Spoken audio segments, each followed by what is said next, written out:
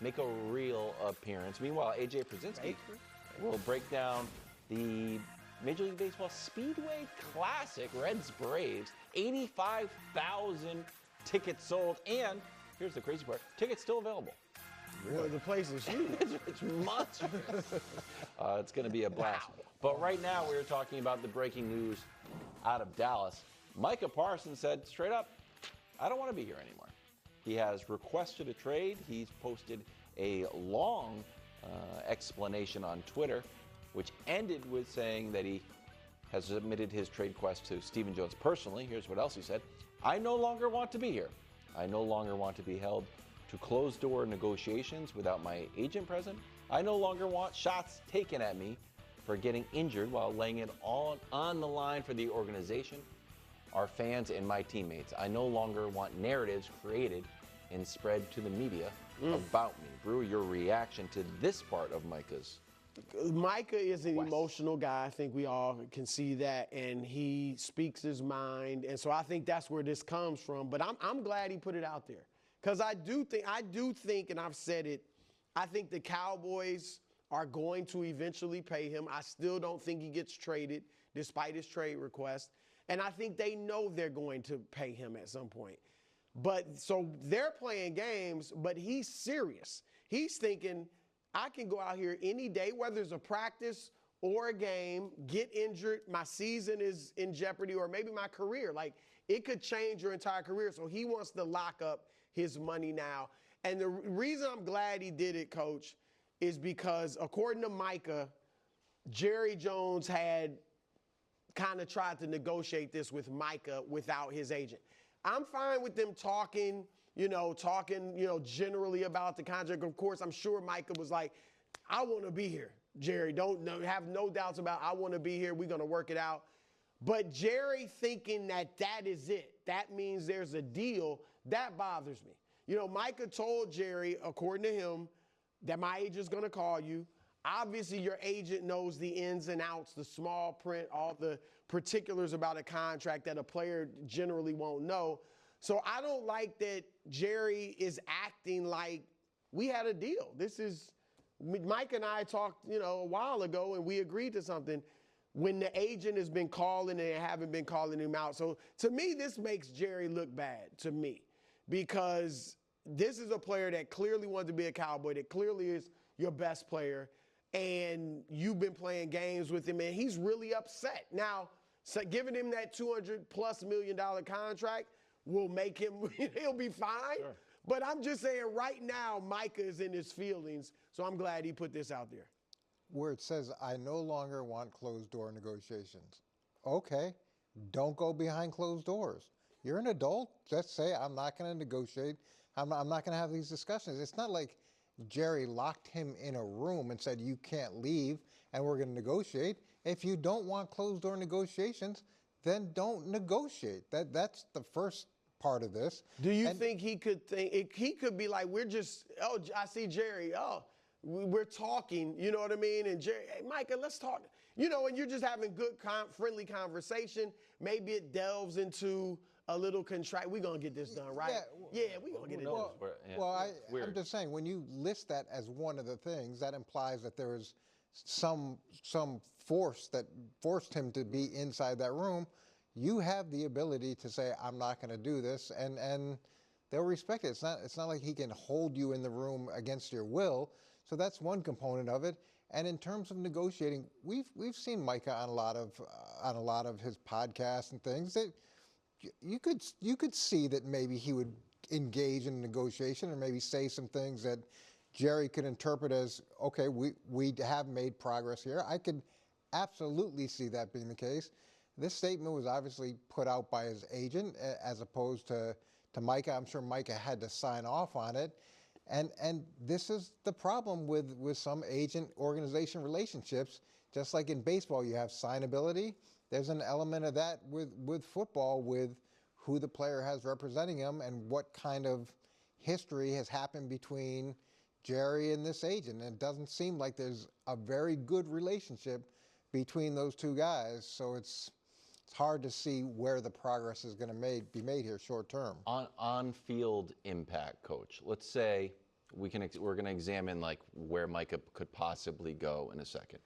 On-field impact, you've got a million things going on in training camp. Does this actually affect training camp and the Cowboys getting ready for their season? Well, what it does affect is Micah. This is a new defense. Matt Eberflus has come in. He's the new defensive coordinator, so that defense is different than what it's been, and there's a learning curve that it will definitely improve if you're taking part in practices. Now, the positive is him being in the building, and I assume he's going to meetings and doing those things, so he's not getting fined for that. At least he's hearing it, and he's being able to see what's taking place and watch the film with the guys. Those things are really positive. From a defensive coordinator perspective, if you're Matt and the defensive staff, you'd love to see the player in action, not because you haven't seen him play before, but really get a sense of where he best fits in your system and how you can best use him, things like that. Brew, if this trade was more than just a negotiation tactic, who do you want calling the Cowboys right now? Buffalo. And I get it, they don't have the cap. They have to make a trade, and make it work financially. But look, the Bills are obviously S-Bob. I could say the Ravens too, but to me, the Ravens, if they add Micah, which obviously makes them much better, their biggest question still exists, which is, will we as a team perform at our best in the biggest moments? Not just Lamar, but the entire team has not done that. Mark Andrews dropping the pass, on and so forth. For Buffalo, Coach, their biggest question has been, our defense is really good during the regular season, but in the playoffs, the Chiefs have been able to put up 30-plus points. Last year, they scored 32 on Buffalo. It was the only time all year the Chiefs went over 30. And so if they added Micah Parsons, I think that really makes them a team you can look at and say, okay, they've solved their biggest problem. Now they could beat the Chiefs. Coach, you have a favorite team? The challenge here is when you bring in a guy like Micah Parsons, you pay him what you have to pay him.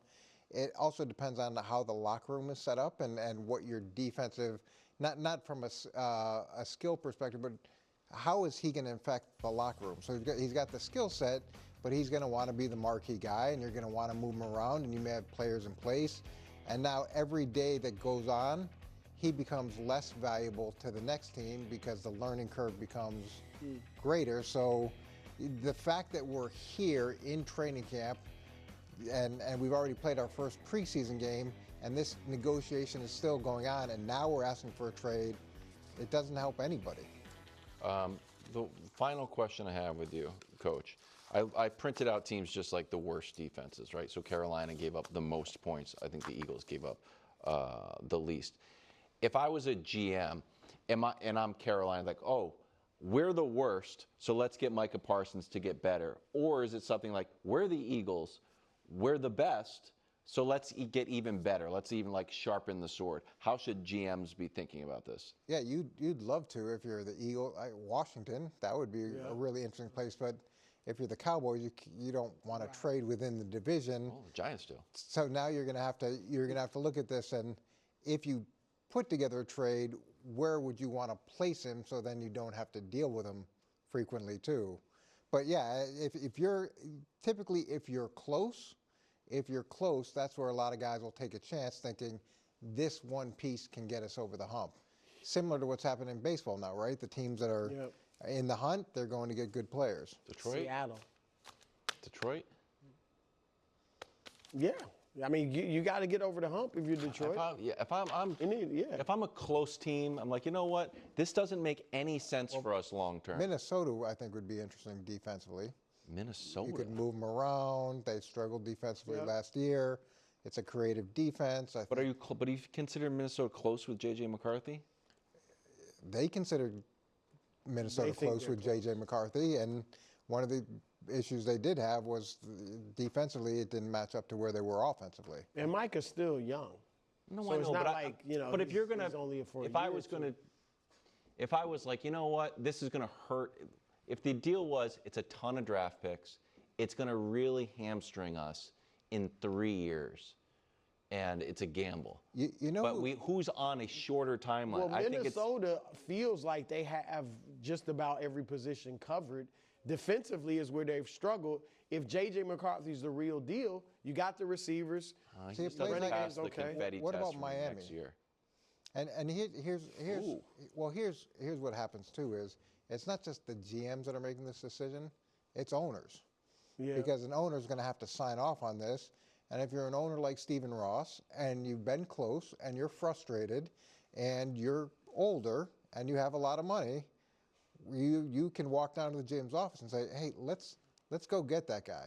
I'm tired of being third in this division. I'm tired of missing the playoffs or getting knocked out of the playoffs early. Right. It would end our break dancing segment. With Micah? The Dolphins wouldn't be break dancers with Micah. All right. Joe Burrow has traditionally started the season pretty slow, but good news. After throwing for over 4,900 yards last year, he says he feels great, Brew. Take a listen. He does. Feel great. Body feels good. I think this is the best I'm throwing it in several years, so I'm excited about that. Excited about where our team's at, too. A lot of young guys stepping up, making plays, so very optimistic. Okay, sounds good. What are the chances, you think, Coach, of Burrow grabbing his first MVP? I think he's got a great chance to grab it. And not only that, I think he has to be close to grabbing it if they're going to achieve anywhere near what they want to achieve. And the fact that they are where they are defensively and they have the holdout that you don't like to talk about happening there defensively, yeah, you're loaded at wide receiver. Didn't they just sign Noah Fant? So you've added another weapon to that mix. He's going to have to put up numbers like he put up last year for them to be in the mix. And to me, if they'd won a few more games, I think that discussion would have been a lot more serious than it was this past year. The numbers are impressive across the board. He should be able to hit that again. And can they get out of their own way at the beginning of the season so that they can be where they want to be at the end of the season? Well, you hit it on the head, Coach. I think he's going to have a fantastic season. No question about it. I just don't think they're going to win enough games for him to be the MVP. Like, this is his record in Cincinnati as a starter. And so this is not taking, the injuries into account and all that. 38-30-1. That's not great. Worse than I thought. Right. Like, his 3 full seasons he's played, they were 10-6. That's the year they went to Super Bowl. 12-4 and 9-8. And the problem generally is the defense. And that obviously looks like it's going to be a problem again this year. So I think he'll have a fantastic year, but I just don't think they'll win enough games. They may not even make the playoffs again for him to be the MVP. Well, do you have a list of people you do think could be MVP? It just so happens that I do. I was just doodling around earlier. Fantastic. Oh! While you guys were MVP, bro. I like this. eating and